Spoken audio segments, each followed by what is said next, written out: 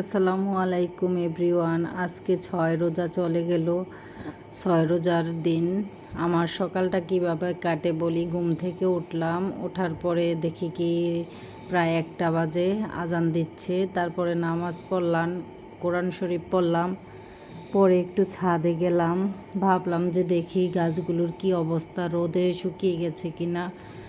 এসে দেখলাম যে অনেকগুলো গাছ শুকিয়ে গেছে। তারপরে আমি দেখলাম যে কিছু মরিচ পেকে যাচ্ছে, আবার কিছু কাঁচা আছে। কয়েকদিন আগে উঠাইয়া নিছি অবশ্য, এখন দেখি আরও কয়েকটা আছে, এগুলো তুলে নিব। আজকে কাঁচা মরিচের ভর্তা করব। সেহরিতে খেতে মাছ মাংস এগুলো এত একটা ভালো লাগে না, তাই ভাবলাম যে আজকে একটু ভর্তা করি গাছের মরিচ দিয়ে।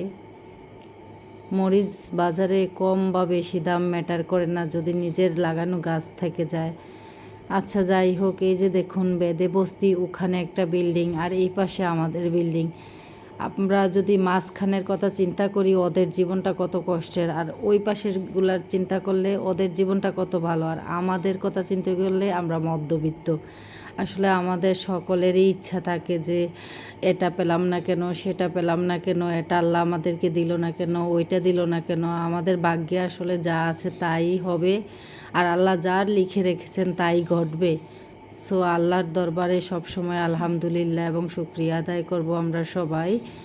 আর আল্লাহর রহমতে আমরা 6 রোজা শেষ করে ফেলেছি, তেমন একটা কষ্ট হয়নি। আল্লাহ দেখুন কত গরম, অনেক কম, কিন্তু অন্য সময় গরমে মানুষে রোজা রাখতে পারে না, অনেক কষ্ট হয় গরমে।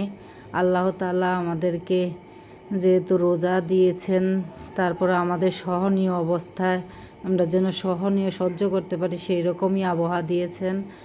এই যে কথা বলতে বলতে চলে আসলাম বিকাল প্রায় 5টা বাজে। আছর নামাজ পড়ে আমি ইফতারি আয়োজন করছি। আসলে আজকে একটু লেট হয়ে গেছে, কারণ ইফতারি বাসায় তৈরি করতে অনেক ঝামেলা, আর 3-4 পদের ইফতারি করেই সময় শেষ হয়ে যায়, বেশি ইফতারি বানানো যায় না।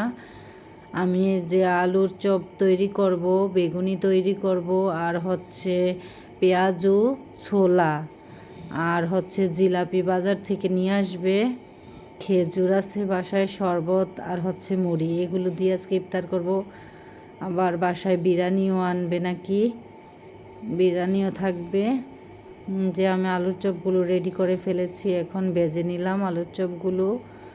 এই যে দেখুন আমার কাঁচামরিচের ভর্তা। আমার মতো অলস যারা, তারা শুধু গাইলে বেটে ছেঁচে খেয়ে নেবেন কোনো রকমে, আর না হয় পাটায় ম্যাশ করলে আরও মজা হয় ভর্তাটা। আমি আসলে অলসতার জন্য পাটা ব্যবহার করিনি, গাইলেই তৈরি করে ফেলছি।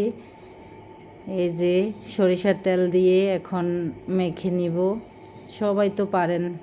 এই যে সেহরির সময় হয়ে এলো, 3টা 20 বাজে। আমি ভাত চড়াই দিছি চুলায়। আমি 1 পট চালের মতো ভাত রান্না করি, আমরা 2জন মানুষ, 20 মিনিটেই হয়ে যায়, তাই 3টা 20-এ বসাইছি। 3:30 নাগাদ ভাত খাওয়া যায়, এত তাড়াতাড়ি খেয়ে তো লাভ নাই। 4:45-46-এ প্রায় সেহরির শেষ সময় থাকে।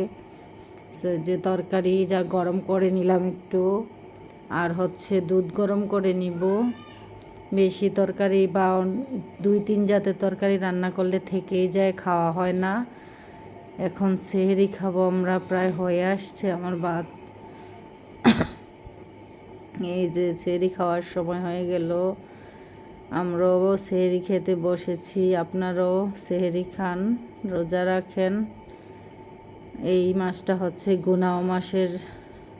গুনাহ মাফ করার মাস, দান সদকা করার মাস, আল্লাহর কাছে ক্ষমা চাওয়ার মাস।